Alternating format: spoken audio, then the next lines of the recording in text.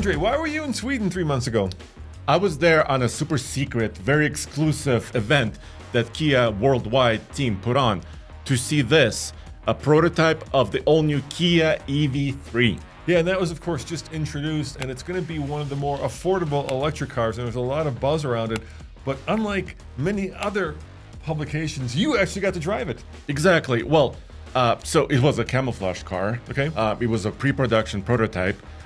But the reason why I went to northern Sweden is because the Kia team wanted to show exactly how they test these cars, because they put them through the ringer, because it's an electric car, but it has to work in every climate, including below freezing. What was that hat you're wearing in the video?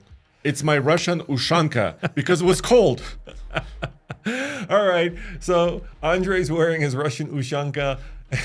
He's probably, I will say this: you are the only journalist in the world that actually got to drive the EV3 wearing a Russian ushanka. I think that is my distinction. All right, well, let's cut to that video.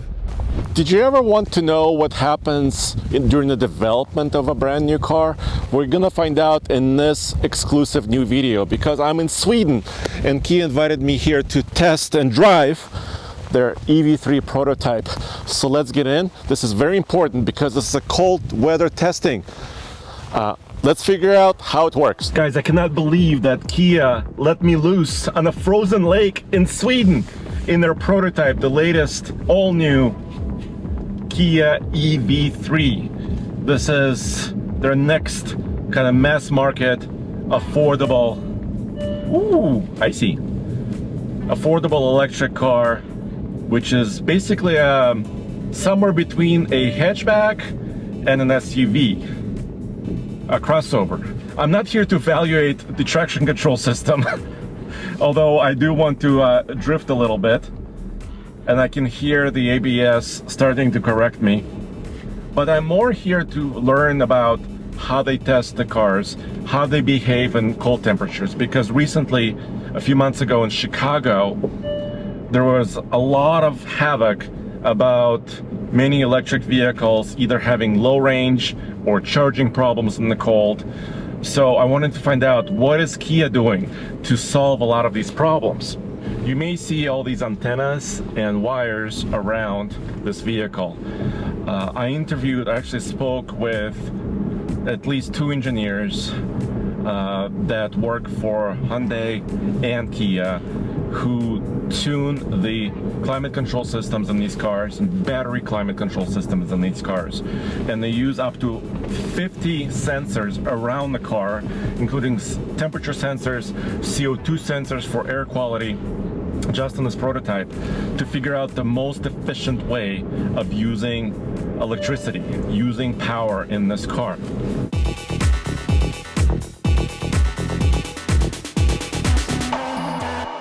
These are the sensors I was talking about. There's these antenna-looking things around the headrest. There's 2 of them here and 2 of them there.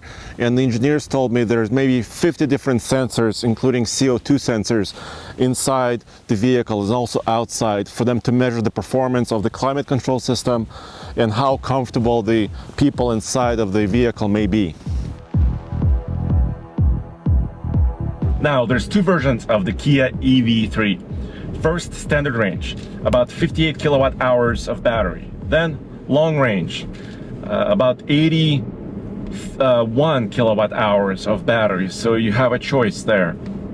Then, well, I'm not going to tell you about trim levels in this video or price, anything like that. This is kind of a behind the scenes learning experience. Let me go into the snow where there's a little bit more traction.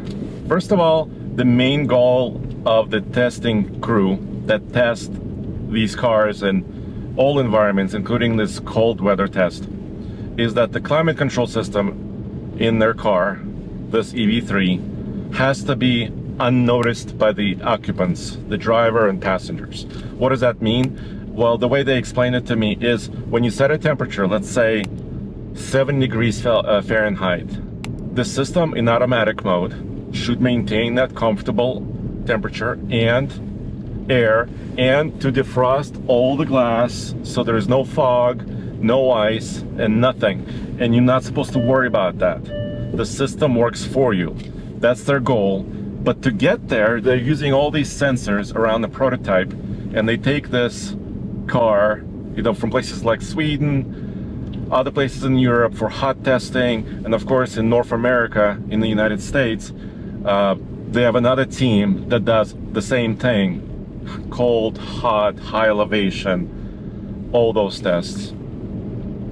And they have a new smart air recirculation or smart air intake system that allows them to find the most efficient way of using or recirculating air, so you don't have to waste energy to heat up the air.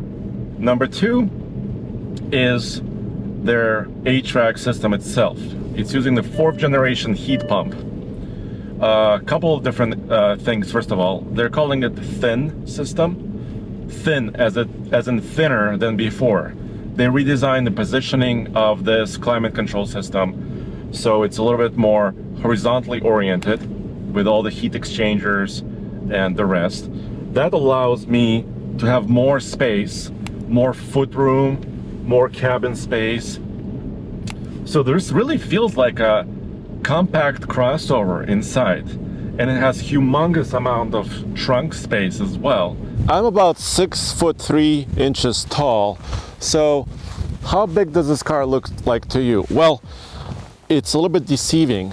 It's about as big lengthwise as a hatchback you may know, like a Golf GTI, but it actually has a lot more space on the inside and a way longer wheelbase.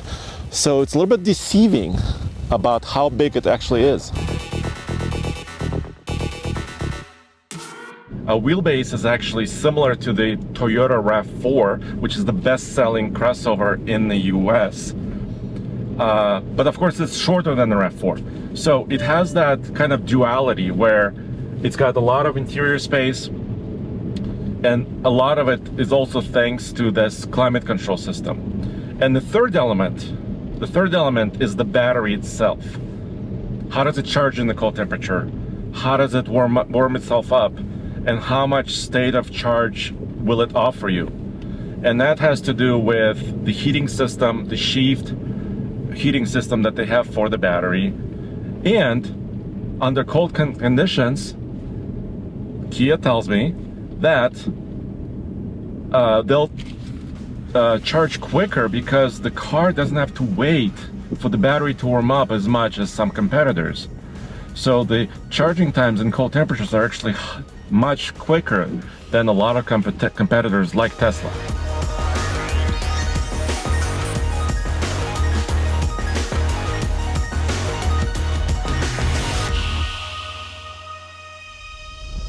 I have one question, Andre. Is this car actually coming to America? We don't know. We don't know. Well, so, okay, this was a worldwide debut. They showed the car. Right now you see it. Now you know how it drives and a little bit about how they test it. But they haven't confirmed United States delivery. Yeah, there's a lot of excitement around it because, of course, electric cars have been at a premium in terms of pricing. And now we're finally starting to see brands like Volvo and maybe even Tesla actually say that they're going to come out with an electric vehicle that is affordable. And if there's any brand that can do it right, it's these guys. Yeah, some rumors are saying, $35,000 potentially. As you just saw, it has 2 battery sizes and front-wheel drive.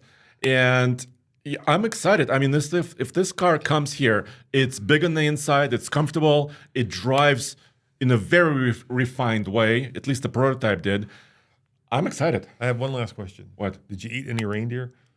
I did.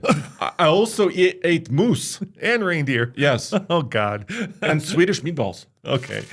Well, you can get those at IKEA, but I don't know if you can get the other two. No. Guys, thanks for watching. We'll see you next time where Andre no longer wears his Russian, what is it called? Ushanka. Ushanka, because it's now summer and it would be way too warm. See you guys. Ciao.